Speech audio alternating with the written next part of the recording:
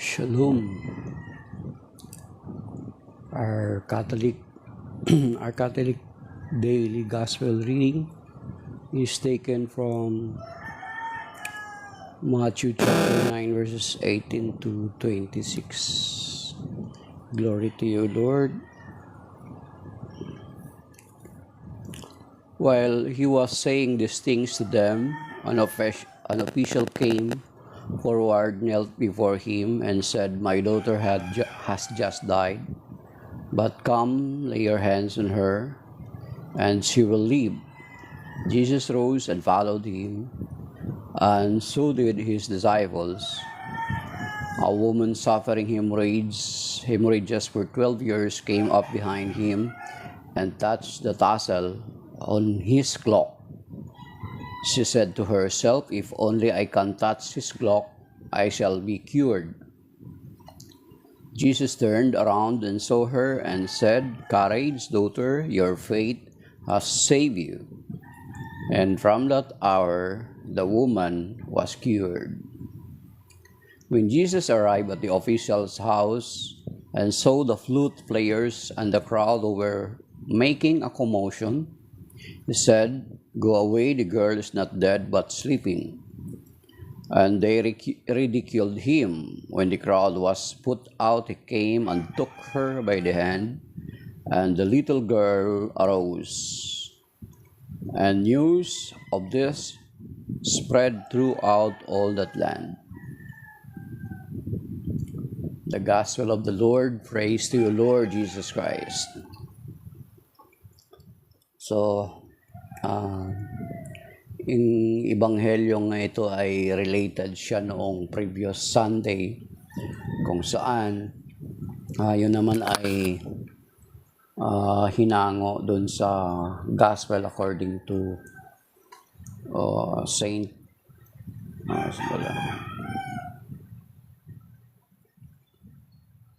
Mark.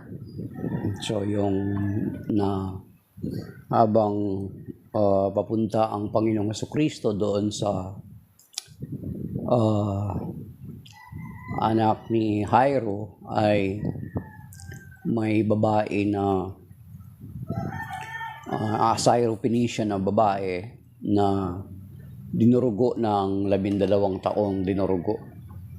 So, nagpumilit siya na lalapit sa Panginoon sapagkat sinasabi niya sa sarili niya kung mahipo niya lang ang laylayan ng damit ng Panginoon ay siya ay gagaling. At tunay nga na siya ay gumaling.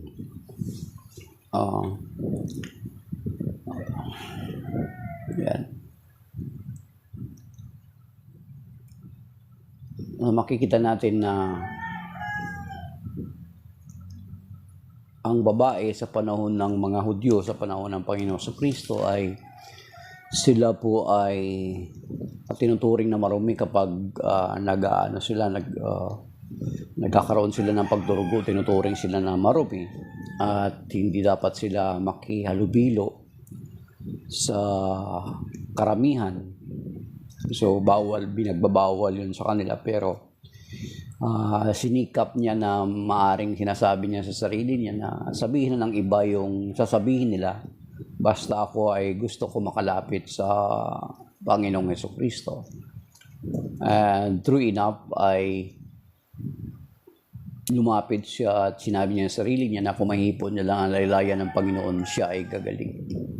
12 years sabi ng pagka-describe dito ni San Mateo at maging doon sa pagkasulat ni San Marcos ay ganun din ang sinasabi na 12 years nang dinurugo at naubos niya raw ang kanyang pera sa pagpapagamot pero never siyang gumaling. Pero nung narinig niya, let us remember na narinig niya muna na ang patungkol sa Panginoong Jesucristo na nagpapagaling, kaya saka siya lumapit sa Panginoon. So for 12 years, kung saan-saan na siyang doktor, ang sinabi doon sa previous gospel noong last other Sunday, kahit saang manggagamot na sa pumunta ay hindi siya gumaling. Parang katulad din sa ating kapanahunan na sa atin, most of us kapag hanggat kaya pa natin, ayaw nating lumapit sa Panginoon. Lahat ng paraan ay gagawin natin para mapagaling. Ang Panginoon ay later na lang natin lalapitan kung sa tingin natin ay hindi na natin kaya. Di ba may mga doctor, even mga doctors, na kapag hindi na nila kaya, sasabihin ng mga doctors na ipagpasa Diyos na lang natin. So lahat ng paraan ay tayo mga tao ay gusto natin gawin natin ang lahat para lang makaiwas sa ating paglapit sa Panginoon. So, lahat ng paraan, huli na lang ang Panginoon. Kaya nga mayroong kasabihan na sinasabi na parang ang Panginoon daw ay ginagawa nating parang fire extinguisher. So, parang fire extinguisher na parang in case of emergency. Samantala na ang banal na kasulatan ay hinihimok tayo, sabi dito sa James chapter 5, na kapag magkasakit tayo ay ipatawag natin yung mga leader natin sa simbahan, ng ating mga kaparian, sabi rito. Sa James chapter 5, mga kapatid, buksan nyo po sa Bible nyo para at least malaman nyo rin kung tama ba ito ang sinasabi ko. Do not just rely on listening, but also ay buksan niyo rin po ang inyong Biblia. Sa James chapter 5, mga kapatid, sinasabi rito,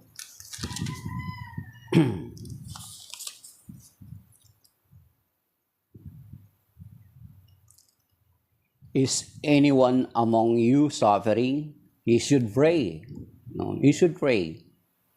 Is anyone in good spirit? He should sing praise. So, kung tayo ay nanghihirap, ay manalangin daw tayo.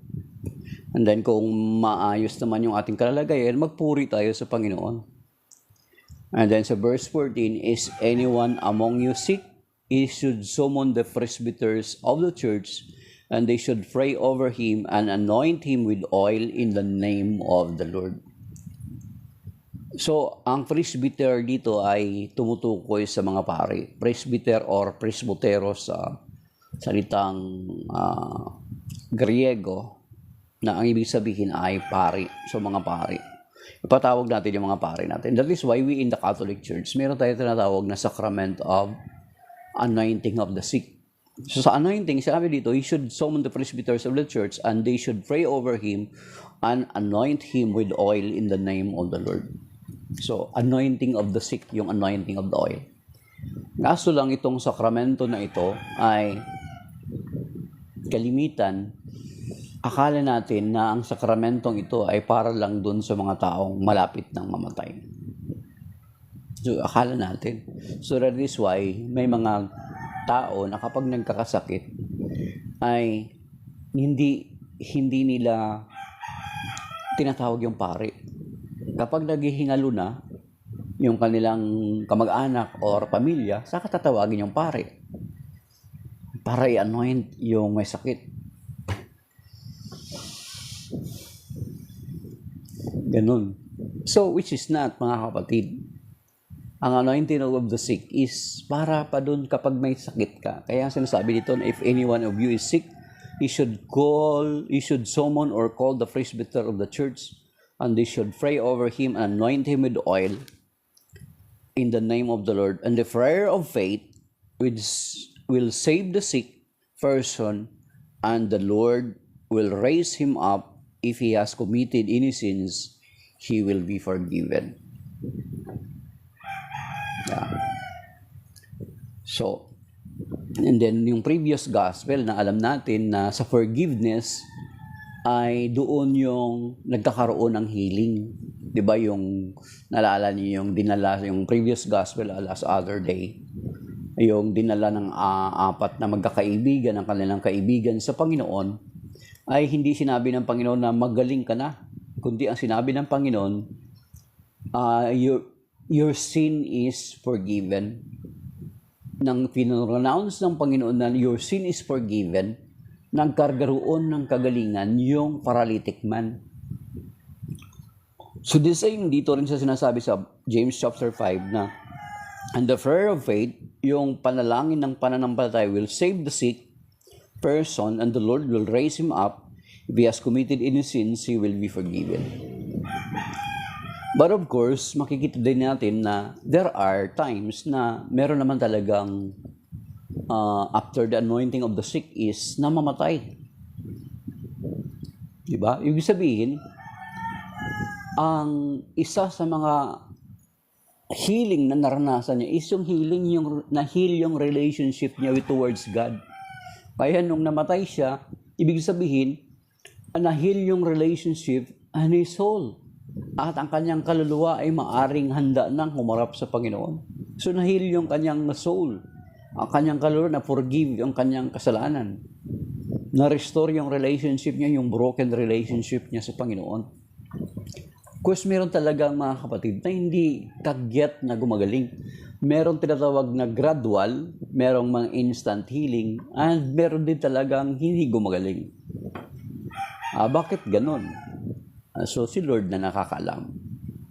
Kasi kung instant healing ka gagaling, instant healing yung naranasan mo, baka may tendency na babalik ka uli sa dati mong gawain na siyang naging dahilan kung bakit ka nagkasakit. That is why meron na tawag na gradual healing. Kasi sa panahon na may sakit ka, makapagnilay-nilay ka at madisiplina mo yung katawan mo na hindi mo mabalikan yung naging sanhi ng pagkakasakit mo. Especially, bawa, bisyo. Diba? Nagkasakit ka dahilan sa bisyo mo. So kung magkaroon ka ng instant healing, baka babalik ka ulit dati dun sa dati mong ginagawa. Marami kayong kilala. Ako, meron din akong kilalang ganun. Nung bumalik sa dating bisyo, nagkasakit, then later on, namatay. So, there are times na the Lord is talagang nagkakaroon ng kagalingan itong anointing of the sick na ito. Halos, halos hindi na makagalaw nung na-anointing of the sick ng pari ay nabuhay pa. So, yun yung sinasabi na ito yung babae na instead na kapag nagkasakit tayo, hindi yung parang last option na lang ang Panginoong Kristo. Ang last option na lang ang Diyos. Kaya nga parang fire extinguisher daw. Di ba parang ang pangit pakinggan na parang fire extinguisher in case of emergency. Pero samantala, dapat nga kapag magkasakit tayo, ito pa rin yung ginagawa natin. Kapag nagkasakit, kahit ikaw or ang miyembro mo sa pamilya mo, kapag magkasakit, ipa-anointing of the sick mo. And then, buong pamilya, in your faith, kung mahal nyo yung pamilya nyo na pina-anointing of the sick nyo, sinasabi dito, the prayer of faith, dapat magtaglay kayo ng kagalingan. I-pray nyo, Lord, alam namin na nagkasakit itong mahal namin sa buhay or magulang namin because of his or her vices, yet we pray together na bigyan mo siya ng chance na gumaling through this sacrament of anointing of the sick. Kasi prayer of faith daw yung pananalangin nyo na may pananampalataya. Bigyan mo siya ng pagkakataon, Panginoon, through this sacrament, as you promise, na kapag sino mang mapahiran ng langis at ma-anointing of the sick, ma-pray over, ay pagagalingin mo. Pagalingin mo siya, Panginoon, despite na itong karamdaman na ito ay nangyari dahilan doon sa kagagawan din niya. Yet we ask your mercy and forgiveness because gusto pa po namin makasama ng matagal-tagal itong aming mahal sa buhay. So, the prayer of faith ay gagaling yung pamilya nyo. Ito yung pangako na pangahawakan natin. Hindi lang natin dapat iasa doon sa pananampalataya ng pari, kundi sa pananampalataya natin mismo na miyembro ng pamilya. Pero kung ripe age na yung pamilya nyo, magulang nyo, may sakit or talagang bedridden na, and he is already or he or she is already in the ripe age, then huwag nating ipagkait kung ano ang kalooban ni Lord. Lord, kung anong kalooban mo sa kanila, sa aming magulang, ikaw na po ang bahala. Kung pagalingin mo siya, maraming salamat po. Kung hindi man, ay patawarin mo ang kanyang pagkakasala. At kung siya man ay aalis sa piling namin, tanggapin mo siya ng mga luwalhati sa iyong kaharian.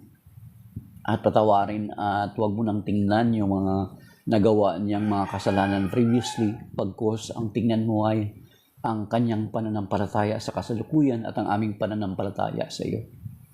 Di ba yung mga ganun, mga kapatid? So, dito.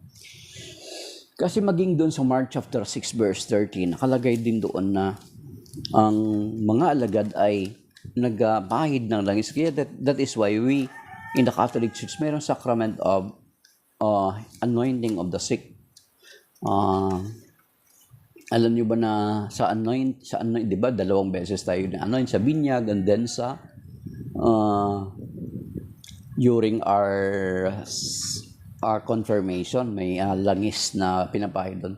Pero there are 2 types of oil na ginagamit para sa confirmation or sa binyag, and then yun yung chrism oil, and then iba rin yung langis na ginagamit sa anointing of the sick. Diba, kung naka-attend kayo ng chrism mass, usually ginagawa yan sa Holy Week. Sa amin dito sa diocese namin is every Holy Thursday ng morning, ginagawa yung pag-bless ng langis para sa Krisma at para sa langis para sa may sakit. Dito sa Mark chapter 6 verse 13, sabi rito, kaya ito yung dahilan kung bakit meron tayong anointing of the sick sa Catholic Church. Sabi rito, they drove out many demons and they anointed with oil many who were sick and cured them. So sa pagpapahid ng langis, nagkakaroon ng kagalingan, yet of course, sinasabi doon sa James chapter 5, that it needs of or required of our faith. Ano sinasabi doon? So, yung babae na yun, lahat ng paraan na ginawa niya na, lahat ng paraan ginawa niya na, at lumapit na sa iba't ibang doktor pero hindi gumaling. Yet dito, dahilan doon sa kanyang narinig patungkol sa Panginoong Jesucristo ay nagkaroon siya ng pananampalataya. So naganap sa kanya yung sinasabi sa Romans chapter 10 verse 17. Romans chapter 10 verse 17 yata. And sabi dito na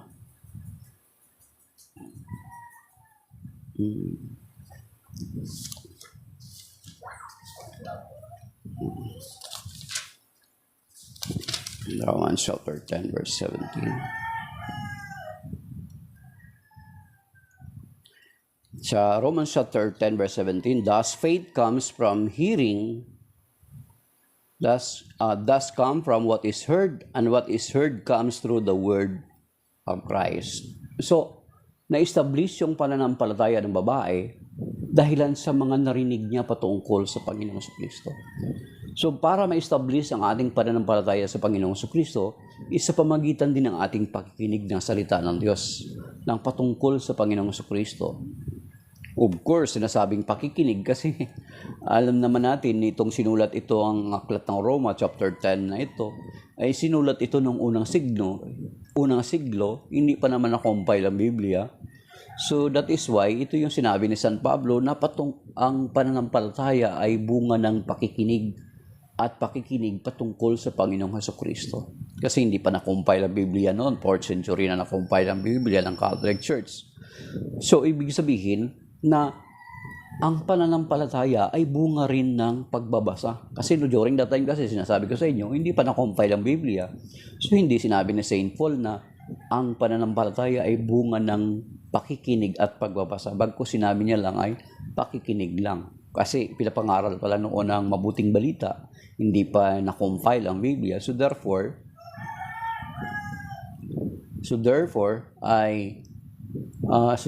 ito ay ang pananampalataya ay patungkol din sa pakikinig at sa pagbabasa ng salita ng Diyos. Krolyok kalyahan. Parang bingguan yung background mo. Ano yan, mga different workers yan ng binangonan at saka angono. Mga umattend yan ng lay ministry of the word, a scripture seminar. Hindi pa kasi properly nag-uumpisa. So, seminar yan ng lay ministry of the word. Pinag-aaralan ang mga aklat ng Biblia mula Genesis hanggang Revelation. So, yan mga kapatid. At yung babae nito, dahilan sa nakarinig sa patungkol sa Panginoong Jesucristo, ay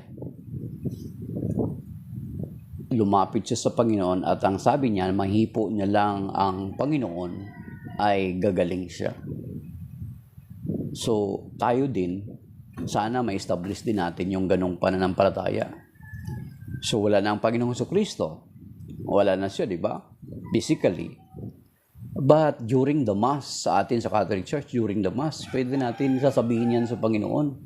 Di ba may binabanggit nga tayo doon, yung sinasabi din yan sa Matthew chapter 8, na, Lord, I am not worthy that you should enter under my roof, but only say the word, and my soul shall be healed. Pwede natin i-revise yun na prayer, Lord, as I receive you in the Holy Eucharist, in the Holy Communion, ay gagaling na ako. Yung babae, tassel lang, o clock lang, dulo lang ng clock ng Panginoon ang hinipo ng babae, yet gumaling siya. Tayo sa Holy Eucharist, sa Holy Communion, sa banal na misa, dapat pwede natin sabihin, Lord, as I receive you sacramentally, physically, as I receive you in the sacrament of the Holy Eucharist, ay gagaling ako. Pwede natin pray yun. Kasi wala na yung Panginoon, hindi katulad ng babae, physically nahipo niya. So, saka pinapakita din ng Ebanghelyo na everything that pertains to the Lord has power. Kaya nga, ang iba na sobrahan ginagawa nilang mga amulet, ginagawa nilang anting-anting, which the church is prohibiting. Ginagawa nilang lucky charm, which is wrong. Lumalabag dun sa katuruan ng official teachings of the church, sa Catechism number 2116 at 2117. Di ba? Kasi everything that pertains to the Lord has power. Kaya ang iba, nasobrahan na nga. Ginawang anting-anting which violates the official teachings of the church sa Catechism 2116 at saka 2117. Yan, mga kapatid. So, nung sinabi ng Panginoon na buhay pa yung bata, para siguro hindi ma-discourage yung official, si Jairo, yung official ng synagogue, para hindi ma-discourage na, ay, sige Lord, wag ka na lang. Or, isa sa mga reason, kasi ayaw niyang sabihin na patay ng bata. Kasi di ba kung malala niyo si Lazarus sa John chapter 11, si Lazarus nung binuhay niya, sa pagkabuhay ni Lazarus, yun yung naging dahilan na lalo siyang pinagpipilitang gustong mamatay. Ngayon, kapag mabalita ulit ito, na muling binuhay niya yung bata, di lalo siyang, instead na wala pa yung oras ng kanyang kamatayan, instead na makapangaral pa siya, hindi na siya makapangaral openly. Kasi lalo siyang dudumugin ng mga tao. Ang gusto ng Panginoon is, kaya sinusundan sila mga tao para makapakinig sa Kanya. Hindi lang yung para gumaling sila. Hindi lamang para ma-meet yung pangangailangan nila. Kundi ang nais ng Panginoon ay matuto sila. Yun yung isa sa mga reason behind. Kasi, yun yung basahin nyo sa John chapter 11. Sa pagkabuhay ni Lazaro na kanyang kaibigan, na kapatid ni Martha at Maria, ay yun yung isa sa mga nagtitrigger lalo na gusto siyang patayin. Kasi kapag lalong sasampalataya sa kanya ang mga tao, ang kinakatakutan ng mga leader ng mga Hudyo ay papatayin sila ng mga Romans. Kasi ang kinikilala ng mga tao na si Jesus ang hari ng mga Hudyo. Of course, rebellion yun. Sedition to rebellion yun. Ay di lalo silang wawasakin ng mga Hudyo. So kaya nga lagi niya sinasabi, huwag ninyong itong pagsasabi. Then indeed, nung pagdating ng Panginoong Jesucristo, ay nabuhay yung bata. Napagaling yung bata. So ang pinaka-common denominator nilang dalawa ng babae is faith. Pero ang babae ay sinabi niya lang sa kanyang sarili. Medyo mas malalim yung pananampalataya ng babae na dahilan sa kanyang pakikinig na-establish yung kanyang pananampalataya. At si Jairo dito sa Ebanghelyo na isinama niya ang Panginoon doon sa kanila. Na may hipo mo lang. Para yung hipo, di ba? Pero ang Panginoon ng hipo, gumaling. Ang babae ang humipo, gumaling. So, it's either way. Tayo ang hipo sa Panginoon or siya ang hipo sa atin. Pagalingin tayo, but ang hinihingi sa atin ng Panginoon is yung ating pananampalataya. Sa Matthew 21:22, di ba? If you shall ask anything in my name, I will do it. Then sa Mark 11:24, ang sinasabi doon sa Mark 11:24 na sabi rito, basahin natin, buksan niyo sa Bible nyo, sabi dito sa Mark 11:24, therefore I tell you, all that you ask for in prayer, believe that you will receive it, and it shall be yours. So, it requires our faith. It requires our belief. Makita natin na ang Panginoong Jesucristo, dito sa tagpo ng Ebanghelyo ngayon, dito sa Matthew chapter